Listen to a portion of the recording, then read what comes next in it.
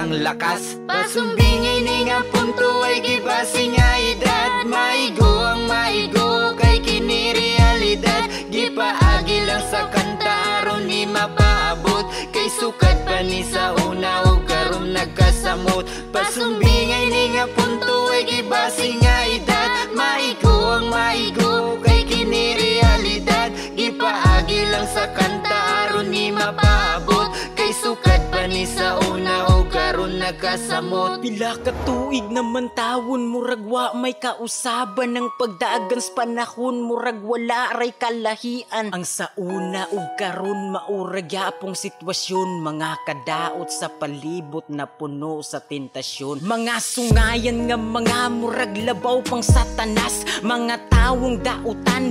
You came along and you changed everything. You lift my feet off the ground. You spin me around. You make me crazier, crazier. Feels like I'm falling tonight.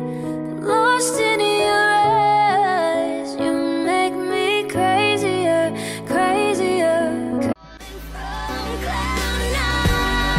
Sa pagtatrabaho patungo sa tagumpay, mahalaga rin ang pagiging bukas sa pagkatuto at pag-unlad.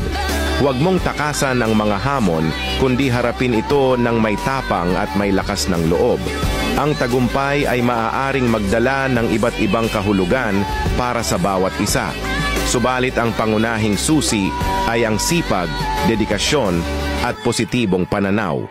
Huwag mong kalimutan ang mga taong sumusuporta sa iyo at ang mga aral na natutunan mo sa bawat yugto ng iyong paglalakbay. Sa pamamagitan ng pagpupursige at pagiging bukas sa pagbabago, ikaw ay tiyak na makakamtan ang tagumpay na iyong inaasam. Mapapagod, pero hindi susuko. Alam mo ba na may dalawang uri ng pagod na pwede mong madama? Una, yung pagod na itutulog mo lang at pagising mo, okay ka na. Pero may isang uri ng pagod na talagang kakaiba. Yun ay ang pagod na hindi nadadaan sa pahinga. Isang pagod na magpapahiwatig kung gaano kabigat ang mga problema mong daladala.